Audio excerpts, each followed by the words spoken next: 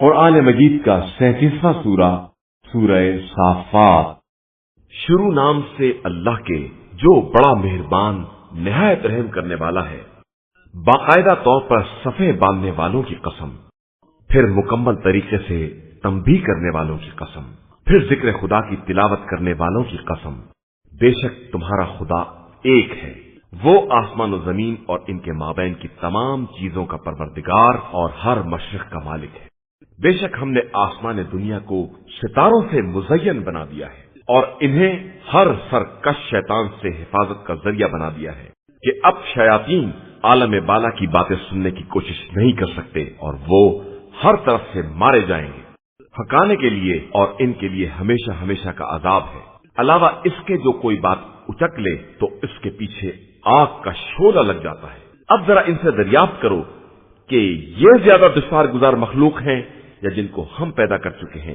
ہم نے ان سب کو ایک لسدار مٹی سے پیدا کیا ہے، بلکہ تم تعجب کرتے ہو اور یہ مذاق اڑاتے ہیں، اور جب نصیحت کی جاتی ہے تو قبول نہیں کرتے ہیں، اور جب کوئی نشانی دیکھ لیتے ہیں تو مسخرہ پن کرتے ہیں اور کہتے ہیں کہ یہ تو ایک کھلا ہوا جادو ہے۔ کیا جب ہم مر جائیں گے اور مٹی اور ہڈی ہو جائیں گے تو کیا دوبارہ اٹھائے جائیں گے؟ اور کیا ہمارے اگلے باپ دادا بھی زندہ کیے جائیں گے؟ کہہ دیجئے کہ بے شک اور تم ذلیل بھی ہوگے۔ یہ قیامت تو صرف ایک للکار ہوگی جس کے بعد سب دیکھنے لگیں گے اور کہیں گے کہ ہائے افسوس، یہ تو قیامت کا دن ہے۔ بے شک یہی وہ فیصلے کا دن ہے جسے تم لوگ جھٹلایا کرتے تھے۔ فرشتوں، ذرا ان ظلم کرنے والوں کو اور ان کے ساتھیوں کو اور خدا کے علاوہ جن کی یہ عبادت کیا کرتے تھے سب کو اکٹھا تو کرو، اور ان کے تمام معبودوں کو اور ان کو جہنم کا رستہ تو بتا دو، اور ذرا ان کو ٹھہراؤ کہ ابھی ان سے کچھ سوال کیا جائے گا۔ اب تمہیں کیا ہو گیا ہے کہ ایک دوسرے کی مدد کیوں نہیں کرتے ہو؟ بلکہ آج تو سب کے سب سر جھکائے ہوئے ہیں اور ایک دوسرے کی طرف رخ کر کے سوال کر رہے ہیں۔ کہتے ہیں کہ تم ہی تو ہو جو ہماری داہنی طرف سے آیا کرتے تھے۔ وہ کہیں گے کہ نہیں، تم خود ہی ایمان لانے والے نہیں تھے اور ہماری تمہارے اوپر کوئی حکومت نہیں تھی، بلکہ تم خود ہی سرکش قوم تھے۔ اب ہم سب پر خدا کا عذاب ثابت ہو گیا ہے اور سب کو اس کا مزہ چکھنا ہوگا۔ ہم نے تم کو گمراہ کیا کہ ہم خود ہی گمراہ تھے، تو آج کے دن سب ہی عذاب میں برابر کے شریک ہوں گے، اور ہم اسی طرح مجرمین کے ساتھ برتاؤ کیا کرتے ہیں۔ ان سے جب کہا جاتا تھا کہ اللہ کے علاوہ کوئی خدا نہیں ہے تو اکڑ جاتے تھے اور کہتے تھے کہ کیا ہم ایک مجنون شاعر کی خاطر اپنے خداؤں کو چھوڑ دیں گے؟ حالانکہ وہ حق لے کر آیا تھا اور تمام رسولوں کی تصدیق کرنے والا تھا۔ بے شک تم سب دردناک عذاب کا مزہ چکھنے والے ہو اور تمہیں تمہارے اعمال کے مطابق ہی بدلہ دیا جائے گا، علاوہ اللہ کے مخلص بندوں کے کہ ان کے لیے معین رزق ہے، میوے ہیں، اور وہ باعزت طریقے سے رہیں گے، نعمتوں سے بھری ہوئی جنت میں آمنے سامنے تخت پر بیٹھے ہوئے۔ ان کے گرد صاف شفاف شراب کا دور چل رہا ہوگا، سفید رنگ کی شراب جس میں پینے والے کو لطف آئے، اس میں نہ کوئی درد سر ہو اور نہ ہوش و حواس گم ہونے پائیں، اور ان کے پاس محدود نظر رکھنے والی کشادہ چشم حوریں ہوں گی جن کا رنگ و روغن ایسا ہوگا جیسے چھپائے ہوئے انڈے رکھے ہوئے ہوں۔ پھر ایک دوسرے کی طرف رخ کر کے سوال کریں گے تو ان میں کا ایک کہے گا کہ دار دنیا میں ہمارا ایک ساتھی بھی تھا، وہ کہا کرتا تھا کہ کیا تم بھی قیامت کی تصدیق کرنے والوں میں ہو؟ کیا جب مر کر مٹی اور ہڈی ہو جائیں گے تو ہمیں ہمارے اعمال کا بدلہ دیا جائے گا؟ کیا تم لوگ بھی اسے دیکھو گے؟ یہ کہہ کر نگاہ ڈالی تو اسے بیچ جہنم میں دیکھا، کہا کہ خدا کی قسم قریب تھا کہ تو مجھے بھی ہلاک کر دیتا، اور میرے پروردگار کا احسان نہ ہوتا تو میں بھی یہی حاضر کر دیا جاتا۔ کیا یہ صحیح نہیں ہے کہ ہم اب مرنے والے نہیں ہیں سوائے پہلی موت کے، اور ہم پر عذاب ہونے والا بھی نہیں ہے؟ یقیناً یہ بہت بڑی کامیابی ہے۔ اسی دن کے لیے عمل کرنے والوں کو عمل کرنا چاہیے۔ ذرا بتاؤ کہ یہ نعمت مہمانی کے واسطے بہتر ہے یا تھوہڑ کا درخت جسے ہم نے ظالمین کی آزمائش کے لیے قرار دیا ہے؟ یہ ایک درخت ہے جو جہنم کی تہ سے نکلتا ہے، اس کے پھل ایسے بدنما ہیں جیسے شیطانوں کے سر، مگر یہ جہنمی اسی کو کھائیں گے اور اسی سے پیٹ بھریں گے۔ پھر ان کے پینے کے لیے گرما گرم پانی ہوگا جس میں پیپ وغیرہ کی آمیزش ہوگی۔ پھر ان سب کا آخری انجام جہنم ہوگا۔ انہوں نے اپنے باپ دادا کو گمراہ پایا تھا تو انہی کے نقش قدم پر بھاگتے چلے گئے، اور یقیناً ان سے پہلے بزرگوں کی ایک بڑی جماعت گمراہ ہو چکی ہے، اور ہم نے ان کے درمیان ڈرانے والے پیغمبر بھیجے۔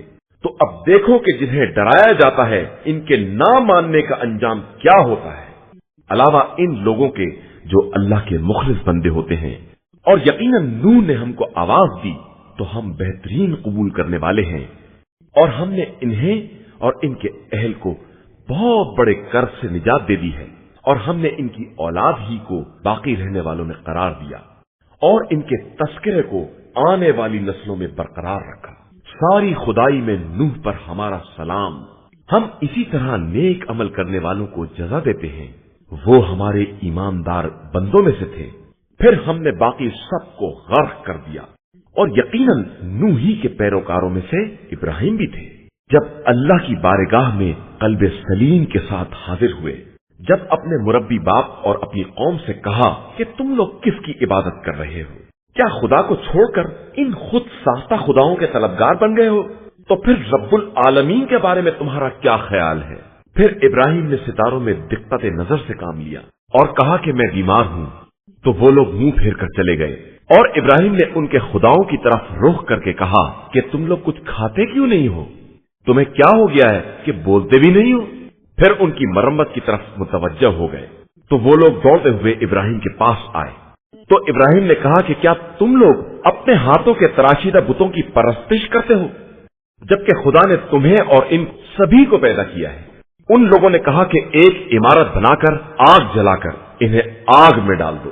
ان لوگوں نے ایک چال چلنا چاہی، لیکن ہم نے انہیں پست اور ذلیل کر دیا۔ اور ابراہیم نے کہا کہ میں اپنے پروردگار کی طرف جا رہا ہوں کہ وہ میری ہدایت کر دے گا۔ پروردگار مجھے ایک صالح فرزند عطا فرما۔ پھر ہم نے انہیں ایک نیک دل فرزند کی بشارت دی۔ پھر جب وہ فرزند ان کے ساتھ دوڑ دھوپ کرنے کے قابل ہو گیا تو انہوں نے کہا کہ بیٹا، میں خواب میں دیکھ رہا ہوں کہ میں تمہیں ذبح کر رہا ہوں، اب تم بتاؤ کہ تمہارا کیا خیال ہے؟ فرزند نے جواب دیا کہ بابا، جو آپ کو حکم دیا جا رہا ہے اس پر عمل کریں، انشاءاللہ آپ مجھے صبر کرنے والوں میں سے پائیں گے۔ پھر جب دونوں نے سر تسلیم خم کر دیا اور باپ نے بیٹے کو ماتھے کے بل لٹا دیا، اور ہم نے آواز دی کہ اے ابراہیم، تم نے اپنا خواب سچ کر دکھایا، ہم اسی طرح حسن عمل والوں کو جزا دیتے ہیں۔ بے شک یہ بڑا کھلا ہوا امتحان ہے، اور ہم نے اس کا بدلہ ایک عظیم قربانی کو قرار دے دیا ہے، اور اس کا تذکرہ آخری دور تک باقی رکھا ہے۔ سلام ہو ابراہیم پر۔ ہم اسی طرح حسن عمل والوں کو جزا دیا کرتے ہیں۔ بے شک ابراہیم ہمارے مومن بندوں میں سے تھے، اور ہم نے انہیں اسحاق کی بشارت دی جو نبی اور نیک بندوں میں سے تھے، اور ہم نے ان پر اور اسحاق پر برکت نازل کی، اور ان کی اولاد میں بعض نیک کردار اور بعض کھلم کھلا اپنے نفس پر ظلم کرنے والے ہیں۔ اور ہم نے موسیٰ اور ہارون پر بھی احسان کیا ہے، اور انہیں اور ان کی قوم کو عظیم کرب سے نجات دلائی ہے، اور ان کی مدد کی ہے تو وہ غلبہ حاصل کرنے والوں میں ہو گئے ہیں۔ اور ہم نے انہیں واضح مطالب والی کتاب عطا کی ہے، اور دونوں کو سیدھے راستے کی ہدایت بھی دی ہے، اور ان کا تذکرہ بھی اگلی نسلوں میں باقی رکھا ہے۔ سلام ہو موسیٰ اور ہارون پر۔ ہم اسی طرح نیک عمل کرنے والوں کو بدلہ دیا کرتے ہیں۔ بے شک وہ دونوں ہمارے مومن بندوں میں سے تھے، اور یقیناً الیاس بھی مرسلین میں سے تھے۔ جب انہوں نے اپنی قوم سے کہا کہ تم لوگ خدا سے کیوں نہیں ڈرتے ہو؟ کیا تم لوگ بال کو آواز دیتے ہو اور بہترین خلق کرنے والے کو چھوڑ دیتے ہو، جبکہ وہ اللہ تمہارے اور تمہارے باپ دادا سب کا پالنے والا ہے؟ پھر ان لوگوں نے رسول کی تکذیب کی تو سب کے سب جہنم میں گرفتار کیے جائیں گے، علاوہ اللہ کے مخلص بندوں کے۔ اور ہم نے ان کا تذکرہ بھی بعد کی نسلوں میں باقی رکھ دیا ہے۔ سلام ہو آل یاسین پر۔ ہم اسی طرح حسن عمل والوں کو جزا دیا کرتے ہیں۔ بے شک وہ ہمارے با ایمان بندوں میں سے تھے، اور لوط بھی یقیناً مرسلین میں تھے، تو ہم نے انہیں اور ان کے تمام گھر والوں کو نجات دے دی، علاوہ ان کی زوجہ کے کہ وہ پیچھے رہ جانے والوں میں شامل ہو گئی تھی۔ پھر ہم نے سب کو تباہ و برباد کر دیا۔ تم ان کی طرف سے برابر صبح کو گزرتے رہتے ہو اور رات کے وقت بھی، تو کیا تمہیں عقل نہیں آ رہی ہے؟ اور بے شک یونس بھی مرسلین میں سے تھے۔ جب وہ بھاگ کر ایک بھری ہوئی کشتی کی طرف گئے اور اہل کشتی نے قرآن نکالا تو انہیں شرمندگی کا سامنا کرنا پڑا۔ پھر انہیں مچھلی نے نگل لیا، جبکہ وہ خود اپنے نفس کی ملامت کر رہے تھے۔ پھر اگر وہ تسبیح کرنے والوں میں سے نہ ہوتے تو روز قیامت تک اسی کے شکم میں رہ جاتے۔ پھر ہم نے ان کو ایک میدان میں ڈال دیا جبکہ وہ مریض بھی ہو گئے تھے، اور ان پر ایک کدو کا درخت اگا دیا، اور انہیں 1,00,000 یا اس سے زیادہ کی قوم کی طرف نمائندہ بنا کر بھیجا، تو وہ لوگ ایمان لے آئے، اور ہم نے بھی ایک مدت تک انہیں آرام بھی دیا۔ پھر اے پیغمبر صلی اللہ علیہ وآلہ وسلم، ان کفار سے پوچھئے کہ کیا تمہارے پروردگار کے پاس لڑکیاں ہیں اور تمہارے پاس لڑکے ہیں، یا ہم نے ملائکہ کو لڑکیوں کی شکل میں پیدا کیا ہے اور یہ اس کے گواہ ہیں؟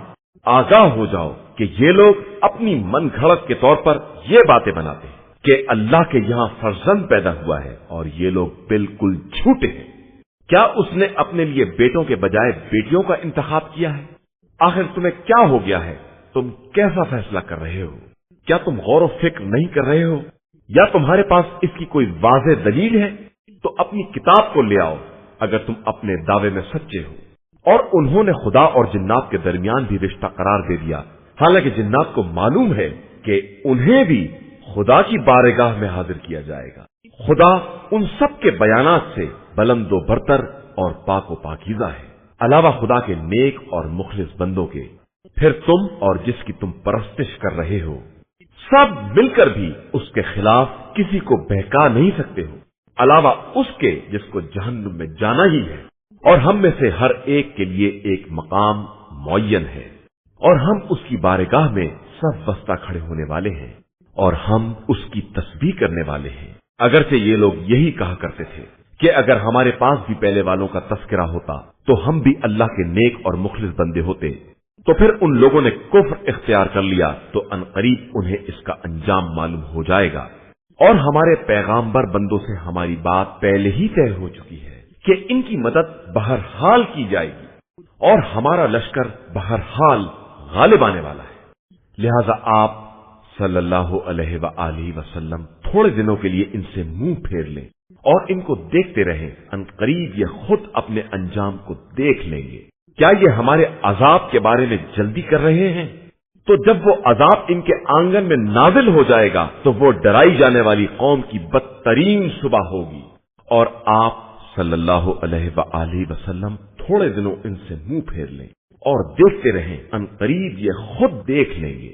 آپ صلی اللہ علیہ وآلہ وسلم کا پروردگار جو مالک عزت بھی ہے، ان کے بیانات سے پاک و پاکیزہ ہے، اور ہمارا سلام تمام مرسلین پر ہے، اور ساری تعریف اس اللہ کے لیے ہے جو عالمین کا پروردگار ہے۔